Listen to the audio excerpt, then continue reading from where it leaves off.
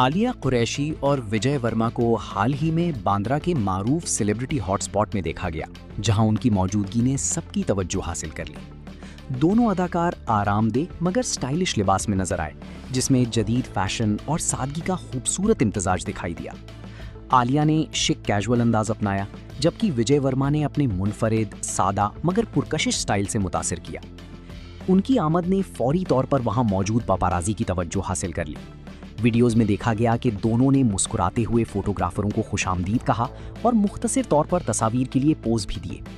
उनका पुरसुकून और बावकार अंदाज उस लम्हे को मजीद दिलकश बना गया, जो बाद में सोशल मीडिया पर वायरल हो गया और मदाहों की जानिब से मुस्बत रद्द-ए-अमल सामने आया। विजय वर्मा अपनी जानदार अदाकारी के बाइस फिल्मों और डिजिटल प्लेटफॉर्म्स पर नुमाया मकाम रखते हैं, जबकि आलिया कुरैशी भी बतदरीज अपनी शनाख्त बना रही हैं और उनकी मकबूलियत में इजाफा हो रहा है।